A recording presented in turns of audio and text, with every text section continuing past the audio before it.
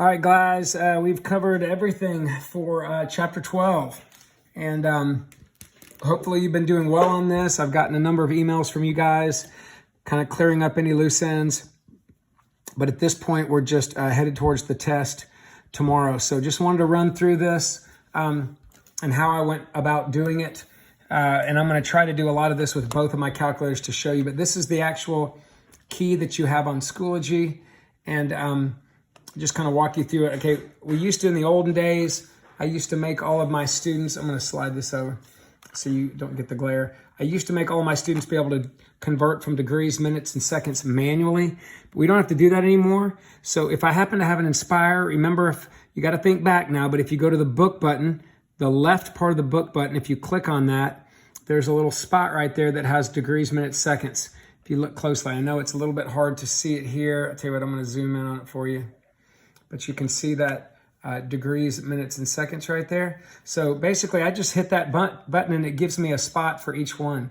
So I can just enter the 129, and then I can move over and enter the 52, and then I can move over and enter the 13. And when I hit enter, there's my 129.87. It said round to the hundredths. Make sure that you do that, unless it's a multiple choice. And if it's multiple choice, just go grab that multiple choice and circle it.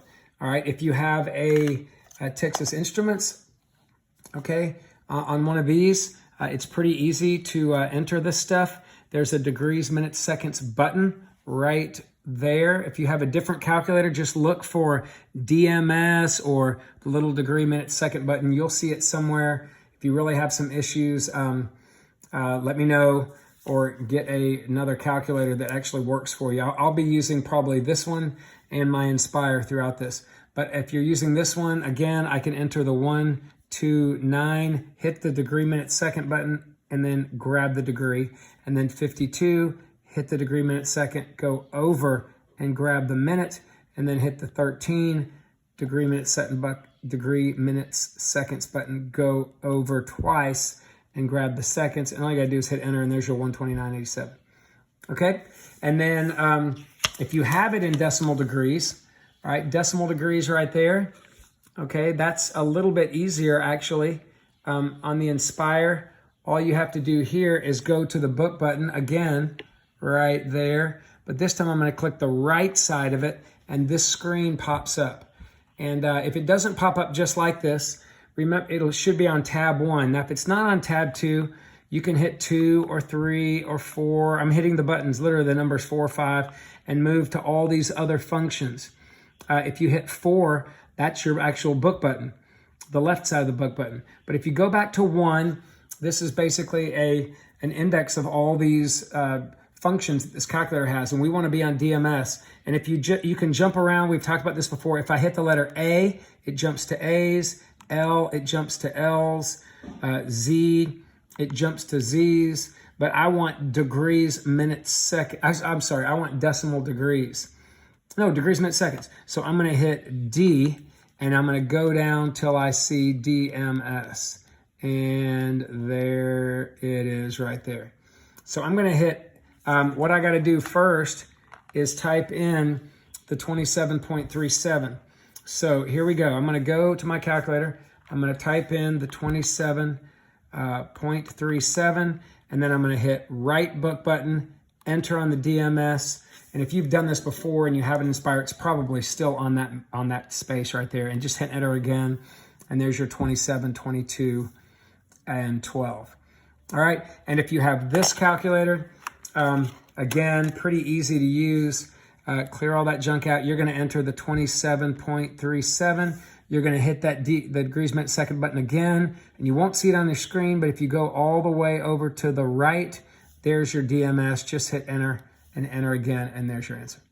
All right, so just make sure you can do that. If you can, you'll be in good shape. Make sure you know the 6 trig functions. You remember there are a couple ways we learn them. S-O-H, so, ca, C-A-H, toa, and then the cotangent is the reciprocal of the tangent, so just flip the O and the A and make it A over O, and the cosine and the secant reciprocals, so you flip the A over H to H over A, and then sine and cosecant. change it from O over H to H over O. And that is the way we think when we don't have a angle in standard position. But when I do, or if I'm using the unit circle, I like to think in terms of X, Y, and R. And I like X, Y, and R because X stands for my movement this way, or maybe this way. And then Y stands for the movement up, or maybe down to get to the actual where the angle's located. So X movement this way, Y movement this way, and then the R would be like the hypotenuse. And if you're using a circle, the R value is always 1. So sine is Y over R, cosine X over R, tangent Y over X, and then reciprocal, reciprocal, reciprocal. So hopefully that is old news by now. I'm going to zoom back out a little bit so you can see this whole screen. All right, and I'm going to be moving on.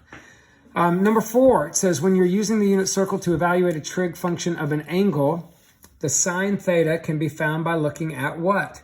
Well, again, if you're using the unit circle, the R value is 1. So sine, which was defined as Y over R, can now be just defined as Y. So you can just look at the Y coordinate of those coordinates on your unit circle to answer any questions about the sine of that angle. And then the cosine is X over R, but on the unit circle, the R is 1. That leaves you cosine is just X. Now, don't memorize cosine is X and sine is Y for all triangles. This is just if you have angles that are in standard position, you know, like where the one side points to 0 and then the other side points to like 30 or 60 or 90, and you're using your unit circle to evaluate them. All right. And then on number 5, it says simplify the following trig expressions.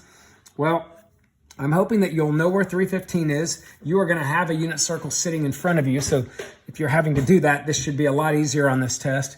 I don't want you to type those in your calculator if I say to be exact. Now, if I don't say to be exact, like technically I didn't say to be exact here, but I would on a test if I wanted you to do that.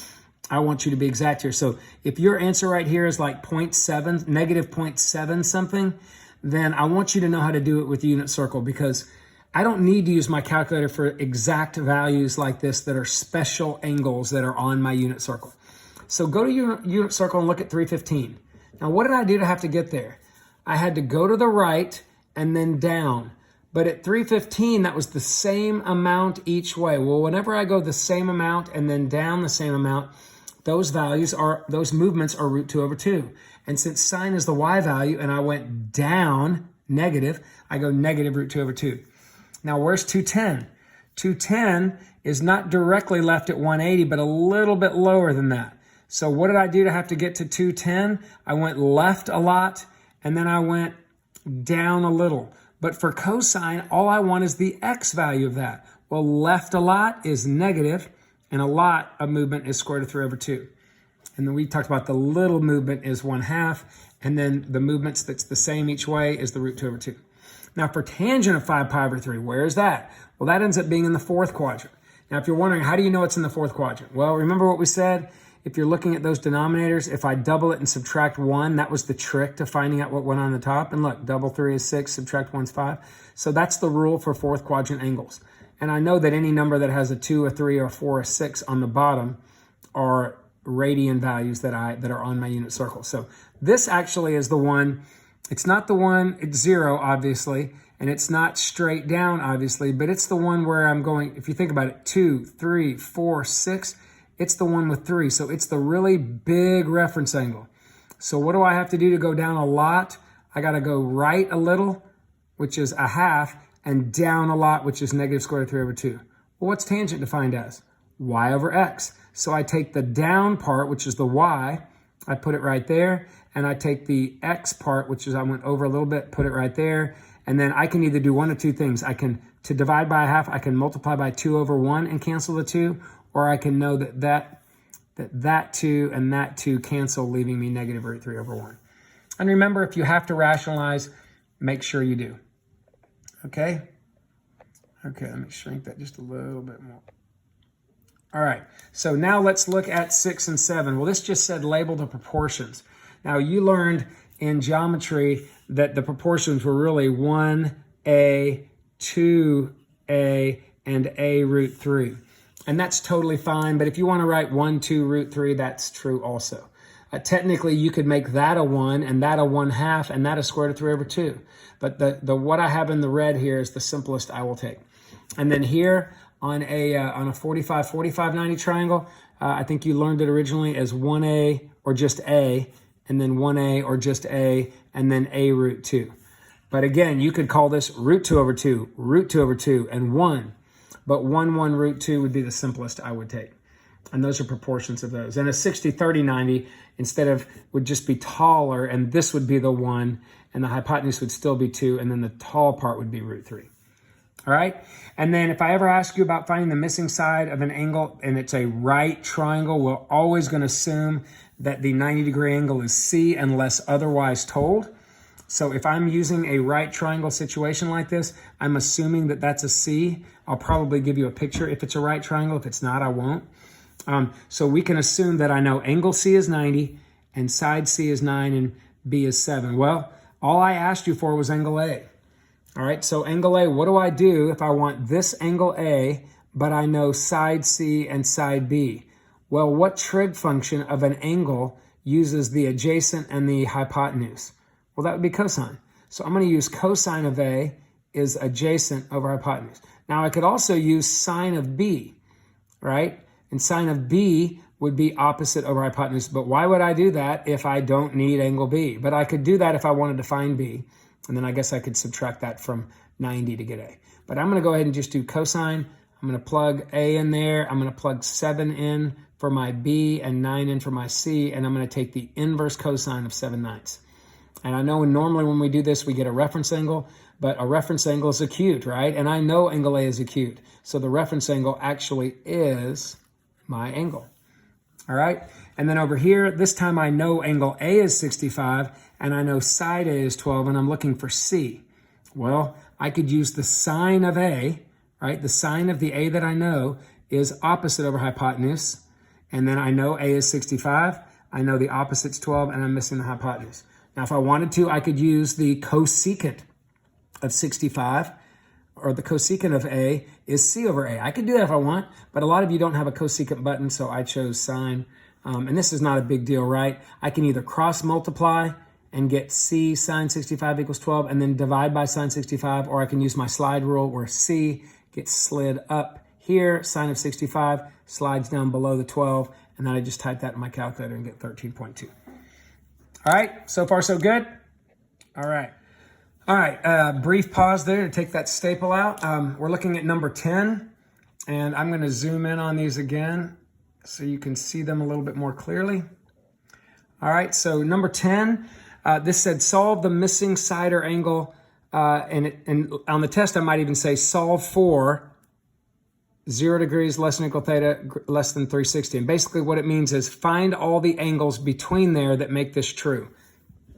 All right, so what do we normally do? We inverse cosine both sides, which gets me to here.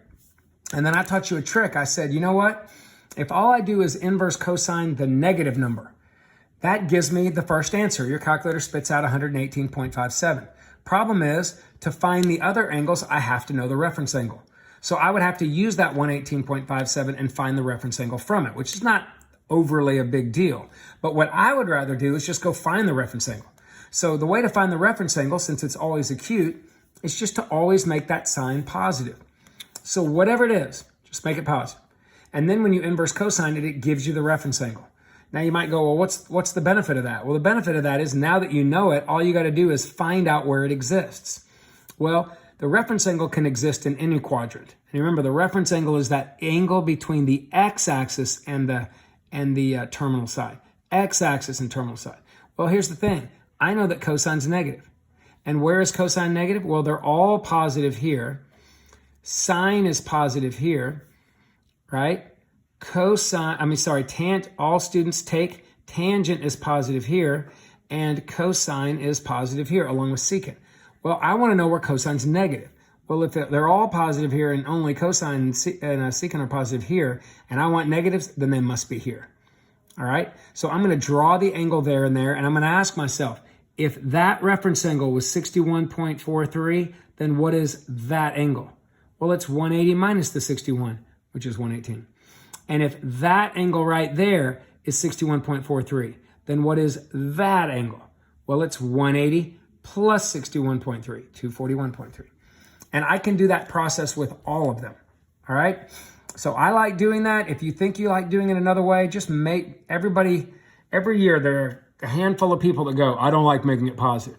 And then they don't, and then they miss most of these problems. So if you're going to try some other way, make sure you get it right and you're doing these right. There are other ways. Your book even shows you another way. But again, the book shows you the way to take your answer and find the reference angle from it. I would rather just find the reference angle directly.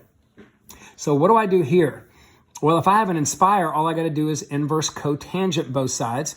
An inverse cotangent of 1.897 swings me straight to 27.8, and that's my reference angle.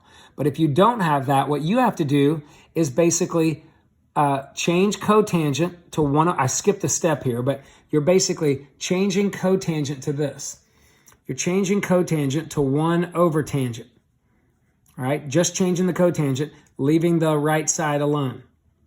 Right? And then you're basically doing that. Then you're flipping both sides. And when you flip both sides, that put tangent on top and it puts 1.897 on the bottom. And that, when you put it in your calculator, gives you 0.5714. At this point, now you can do an inverse tangent. All right? I see lots of people that at this point try to go, well, I'm just going to do the inverse tangent of a reciprocal. Well, that's actually true. You can do inverse tangent of reciprocal. What I normally end up seeing, though, is 1 over tangent of that. And then they get messed up. So make sure, guys, whatever method you're doing, you're getting the tangent is 0.5714.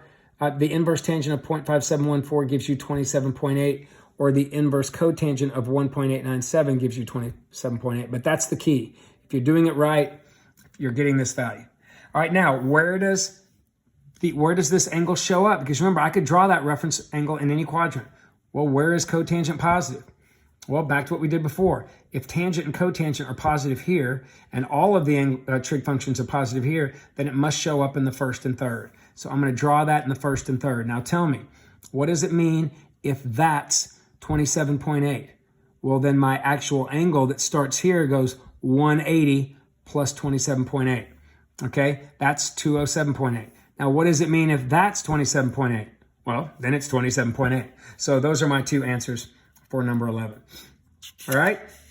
Now, on number 12, these are not right triangles, and I'm just giving you sides. I don't mention anything about it being a right triangle. I don't give you a diagram. I don't tell you. So you cannot assume that.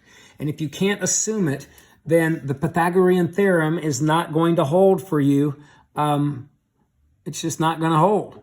You just can't make that assumption. Okay, so what do I do in a case like this then? Well, whenever I have all three sides, that is the side, side, side situation. And remember, I'm not finding area here. I'm looking for angle A. That's what it asked me to find. So if I'm not doing area, don't pull out Heron's formula. Pull out the law of cosines, which is what I use when I have an SSA. And pull out the one that includes the angle A so I can get my answer. Now, I have a question for you. To avoid trouble, what would have happened if I told you to find all the angles? And you planned on using law of sines in step 2. Well, which angle could you find right now?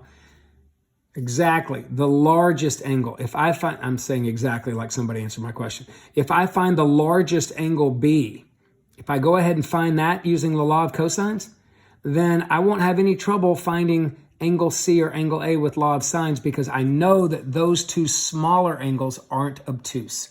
And law of sines only can be tricky with obtuse angles.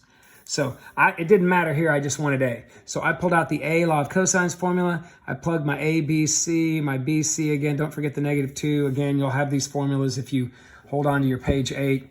And then we're solving for A. Now again, biggest mistake I see, people add 15 squared to 12 squared, and then they subtract 2, 15, 12. They do all that together. Can't do that. That's not algebra. You can't add and subtract before you multiply, and I can't multiply because I don't know A. So let's get this by itself. Let's subtract the 15 squared.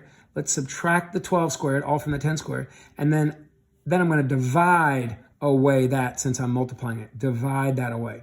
I'm going to type all of that into my calculator as a fraction, or we talked about this, if you have a cheap calculator, you could go ahead and do the top part, write down that decimal and then divide it by the bottom part, or vice versa. Do the bottom part. Actually, neither of these are going to be decimals. Do the bottom part, get that, and then just do the top part, hit enter, and then divide by the whole bottom. Okay? Or put them in parentheses. Do parentheses the top, divided by parentheses the bottom. Either way, you do it, and if you get 0.7472, blah, blah, blah, you're doing it right. Then I'm going to inverse cosine that to get my 41.65. All right, 13, what am I giving you? Two sides and an angle. So is that side angle or side angle side? That's right, it's side angle side because I have the included angle, the one that doesn't match. If you drew a picture of this, you would see B there and C there and angle A right in between them. So if this is a side angle side situation, again, I'm using law of cosines. Now I need A and B. Well, ignore that for a second. What's the only one I can use if I'm given angle A? That's right, the one that includes angle A. So at this point, it doesn't matter what I'm asking. The only thing that will fit into is that. So I'm going to plug 11 in there where it goes, 8 in there where it goes, 11 and 8 again, and then 43. And I'm going to type, and then I just square rooted both sides. So I'm going to type that whole thing in my calculator that's underneath and then square root it, or square root and type the whole thing underneath the radical. Either way, I'm either going to get that, and then you can square root it to get this, or it'll just jump to there. So once I get A, now I have all three sides and an angle. So if I want to find B, here's where you got to be careful. Check this out. If I'm finding B, angle B, using the law of sines, look what I'm doing. I'm finding, right? I don't know that it's this yet. B is now the biggest side, isn't it? And if B is the biggest side, and I use law of sines to find angle B, how am I going to know whether it's the small one or the big one? And for those of you who are thinking, well, it's both. No. Remember, it can only be two triangles when you start out SSA. You didn't start out SSA. This is side angle side. Look, guys, if I draw a B in here and say that it's 11, and then I draw a C in here and say that it's 8, and then there's A in between, that's it. Are there two triangles I can make out of that? No. All I can do is connect that and say that this must be side A. And that's what happened here. Okay, there's only one triangle. But if you do sine of B over B equals sine of A over A, if I do that with B's, I'll be solving for the largest angle. And I won't know. And guess what my calculator is going to spit out? It's going to spit out 89.66. And I'm going to think I'm right. But guess what? I'm not. It's really 90.34. So how do I avoid that? Well, what's my rule been this whole time? Never use the law of sines to find the biggest angle unless you have to. And you don't have to. One thing you could do is just stick with law of cosines, right? Just use your A and your B and your C and plug them in the law of cosines with the angle B in there and solve for it that way. It will tell you 90.34. Or what I did here is I just used the angle C and found it. You might go, but you didn't need angle C. Doesn't matter. I still used angle C in side A, in side C, which is 8. There's my angle A and my side A. And I just solved for C and then subtracted them both from 180. Or really, yeah, subtract the angle C and the angle A from 180 to get my B. So it works either way. But anyway, just be careful with that. That's a very common error, is people will write the wrong angle there. And I almost certainly am going to set you up for error there. So definitely be careful. All right? Be careful. All right, look at 14. 14 gives you an angle and two sides, but this is not a side angle side because there's a matching side angle right here. So that means this is a side angle situation. And we know that in side angle situations, it's possible to have two triangles. It's possible to have no triangles, okay? Now, when do I have two triangles? We said if the angle I'm looking for, which in this case, it looks like I'm going to be looking for an angle A here. I know they even asked me for A, but even if I didn't, that's my only option. Angle A, what do you know about it? Well, if side A is bigger than side B, then isn't angle A bigger than that? And isn't bigger than that possibly obtuse? Now you may argue, no, it's not. Look, it's just barely bigger than that 9. Guys, it doesn't matter because you don't know anything about C, okay? You don't know anything about C. C could be a really tiny number like 1.13, and it could be a really huge number like 16.85. We don't know. So If it's possible for that to be obtuse, angle A to be obtuse, then type it in your calculator like you normally would. And if you get an answer, you've got two answers. Okay? If you get an error mode or an undefined mode, then you have none. So let's check it out. Sine of B over B, sine of A over A. I'm going to multiply by the 10 on both sides. I'm going to type that in my calculator, get a decimal, and I'm going to inverse sine it. I didn't show my work there, but I got 29.15. That's an answer. So what does that mean? There's another angle, A. How do I find it? 180 minus that, 150.85. And in case you're wondering if they both work, do the math. Isn't 26 and 29 like what? 55 something? Isn't there plenty of extra room for angle C? Isn't 150 and 26 176? Isn't there a little extra room for angle C? Yeah, so both of these make sense. Okay, so how do I find that angle C? Subtract A and B from 180. How do I find this angle C? Subtract this A and B for 180. And how do I find these side C's? Well, use any method you want. I used law of sines because I think it's easier, but you could use law of cosines if you wanted to as well. All right, so I chose to write, and if you're wondering why I picked 26 and 9, those were given to me, sine of B over B. But if I'm going to solve for C, I need to use the C value I just found as my angle. So I set up that formula, I cross multiply, divide, and solve, and there's the angle, the side C that goes with that. And then I did the same thing here. There's my sine of 26 over 9 again. That's my sine of B over B. There's my sine of my new angle C with my little side C, and I cross multiply and divide and solve for C and get 1.13. All right, and we really need to be good about cross multiplying. That's why I'm not showing my work. At this point, I think you're in good shape. All right, now why on 15 do I have no work? Why on 15 did I not do law of sines? Because here's the scary thing. I could actually do law of sines. I could do it. And when I do it, I could actually get an answer for angle B. Now, if I do that, answer for angle B won't make any sense. All right, it'll be something like, I don't know, something that when you add it to 95 is already 1 over 180. But I'm not even going to bother because of common sense. Look at it. Here's angle A and there's side A. Angle A is already obtuse. Side B is bigger than side A, which means angle B is even bigger than 95. Guys, that's impossible. That can't be a triangle. So my triangle doesn't exist. So I don't even have to bother doing these. Okay? But if you bother to put sine of 95 over 22 and sine of B over 24, either one of two things will happen. It'll either say error, or undefined, or you'll get an answer that doesn't make sense with this angle. Just won't make sense. So either way, D and E. All right, I hope all I see from you is D and E. All right, 16, I'm given two angles and a side, and anytime I'm given two angles, I automatically know the third.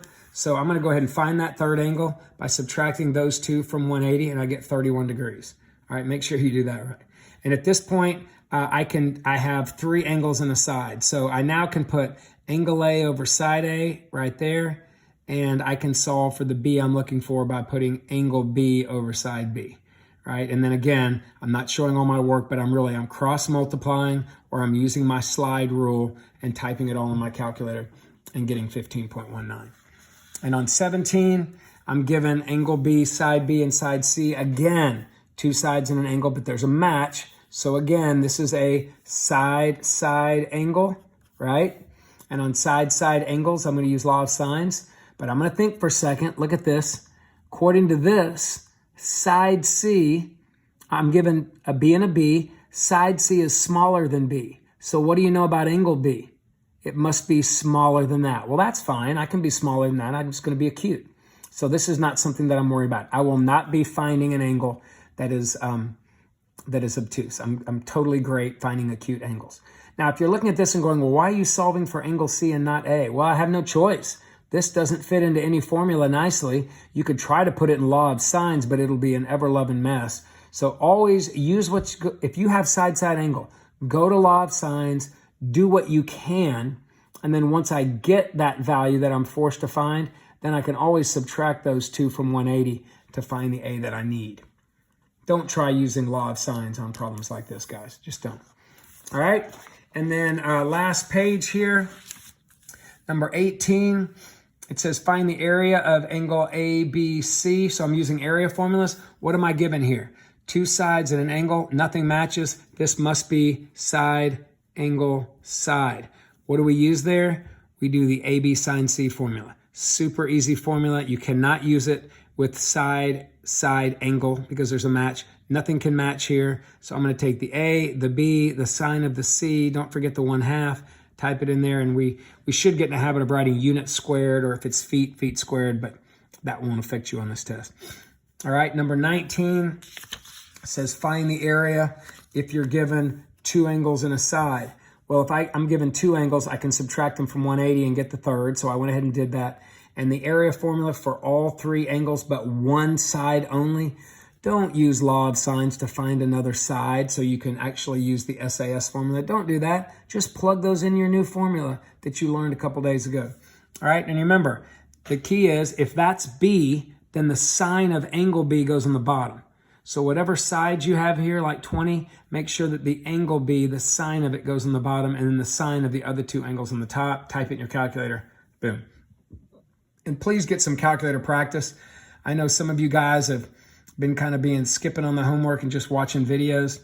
If you don't get some calculator practice, it's probably going to hurt you. A lot of people last year, they set everything up perfectly and then they were getting the wrong values. And that's not good on a multiple choice test because you get no partial credit. All right, so what happens here on a side, side, side? Well, on this side, side, side, I could try to plug it into my Heron's formula, but look, I end up getting 0. What does that mean? This triangle has no area? Is that even possible? Well, upon closer look, what do you see here? The two smallest sides add up to the third. Well, that's going to look more like a line, isn't it?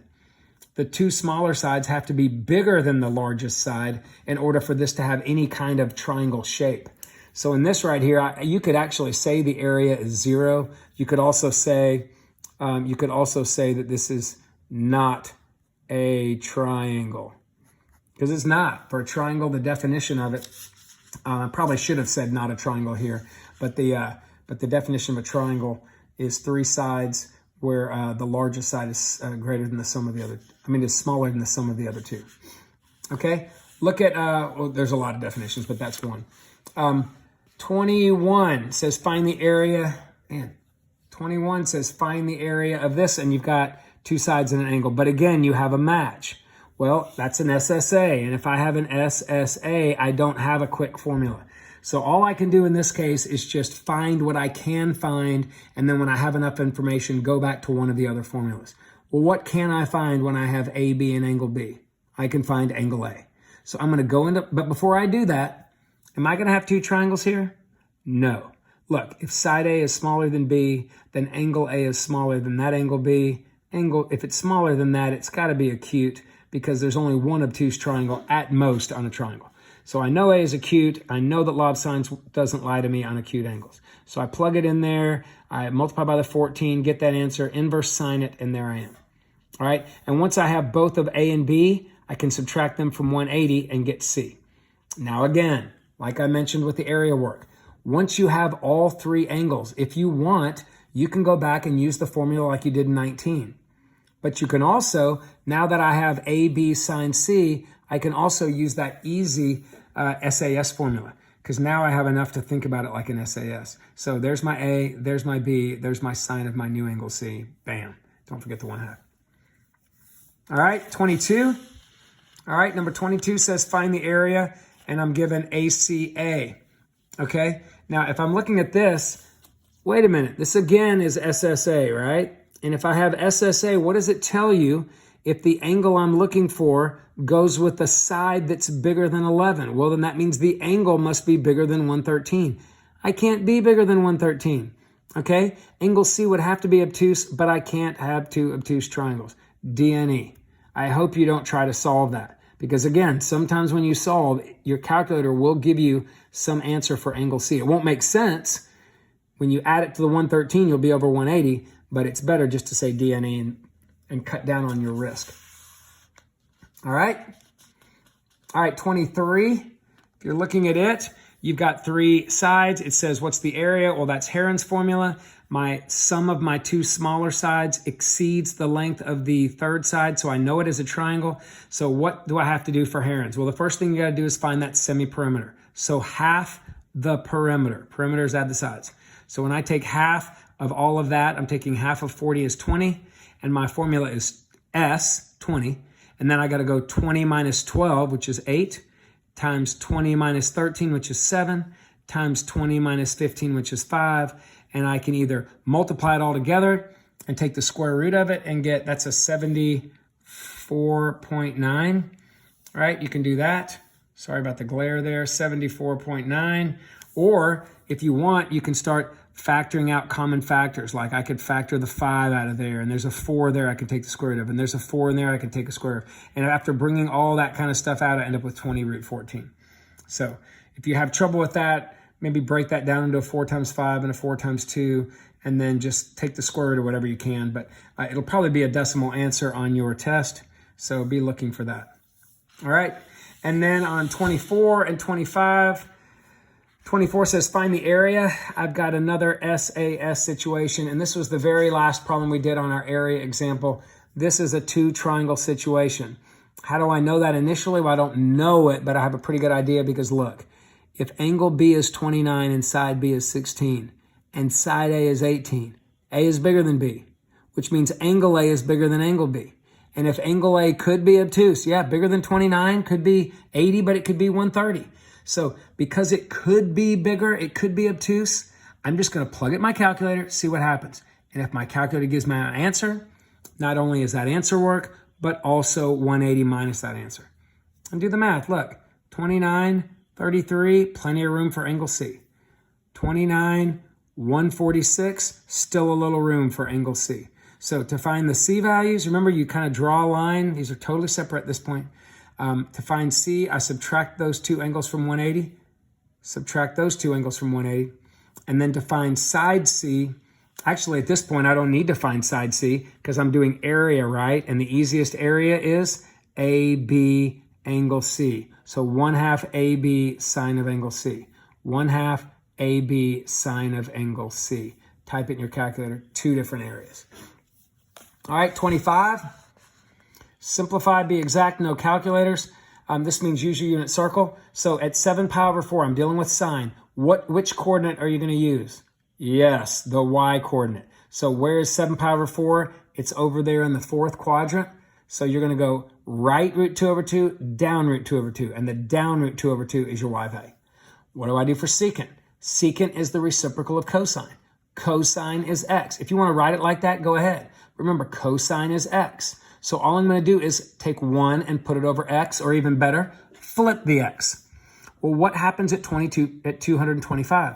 225 is not in the 1st quadrant, not in the 2nd, but it's down there in the 3rd, right here, where you're going left root 2 over 2, down root 2 over 2. Well, let's flip the left root 2 over 2. This is flipping it. Now, I mean, that's the reciprocal, 1 over the x. If I just flip it, I get that right here. And then all I have to do is rationalize, and then that 2 cancels with that 2, leaving me negative root 2. All right, what about cotangent? Well, for cotangent, it's the reciprocal of tangent. Or you can remember x over y, that's fine too. So go to 2 pi over 3. Where's 2 pi over 3? It's not in the 1st quadrant, right? It's in the 2nd quadrant, because if you think about the unit circle, it goes pi over 3, and then 2 pi over 3, and then 3 pi over 3, and then 4 pi over 3, and then 5 pi over 3, and then back to 6 pi over 3, which is 2 pi. So 2 pi over 3 is that tall reference angle. So left a little, up a lot. So x a little, y a lot. So if cotangent is x over y, put left a little, negative 1/2, up a lot, positive square root of 3 over 2. But the other thing you could do, I have tangent memorized, so I just took my tangent value and put it under 1. But if you do it this way, how do you divide by this? You have to turn around and multiply by the reciprocal. I'm going to show you that math right, I'll show it to you right here.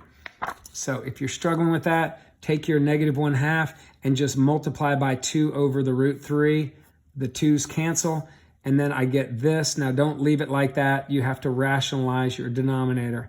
So you get negative root 3 over a 3. Okay? And later on, we would do that this year if we had more time, but later on I really quiz you on memorizing cotangents and tangents. We'll have to worry about that next year. So that's my answer for this value. And then finally, what's tangent at 210? Very similar, but it's, I'm sorry, a negative 210. Well, negative goes this way. That's negative 180. Negative 180, an extra 30 gives me negative 210. Well, another thing people like to do is go, you know what? I don't like negative 210. So I'm just going to add 360 to it, and I get a positive 150. Well, guess what? It's in the same spot. Okay? So if it's in the same spot, I can do that, and now I'm dealing with tangent of 150. So what does it look like getting to there? Left a lot, up a little. Well, tangent's y over x. So the y is up a little, that's a half. The x is left a lot, that's a negative square root of 3 over 2. And then again, I know that I can just cancel those 2's out. I know it's kind of hard to see that, but that's a 1 over 2. And then that's a square root of 3 right there over 2. The glare from the light is really getting it. Here, I'll tell you what, I'll write it again. It's supposed to look like this. Okay, so to simplify that, I'm going to take this and multiply by the reciprocal of it, right? And that's going to cancel the 2's and give me negative 1 over root 3. Or I can just cancel the 2 and the 2 there, and that gives me 1 over negative root 3, which is negative 1 over root 3. And then again, what do? You rationalize, and you get negative root 3 over 3. All right, so both of those answers were the same. All right, last couple things, guys. Make sure you know the trig identities we've covered, reciprocal identities, things like that. Make sure you know like Pythagorean identities, like you remember sine squared theta plus cosine squared theta equals 1, and stuff like tangent squared theta plus 1 equals secant squared theta. Those identities are on, I want to say page 7. But we talked about those earlier before we went home from the break, about memorizing those. We learned stuff like the sine of 20 is equal to the cosine of 90 minus 20. Okay? Those are your co-function identities, which means that the sine of 20 is equal to the cosine of its complement. And that's true with any sine, cosine, or tangent, cotangent, or secant. Cosecant. So if I said the cosecant of 10, that would be equal to the secant, right? Because they're cos of each other, of 90 minus 10. Okay? So knowing identities like that, all those might pop up there as well. If I were you, I'd go back and review your review sheets from the first part of chapter 12, because this is going to cover the majority of it's going to cover what we learned about law of sines, law of cosines, and area. But we will have a little bit on there on solving, trig functions, right triangles, stuff like that from the first chapter as well. All right? Good luck, guys.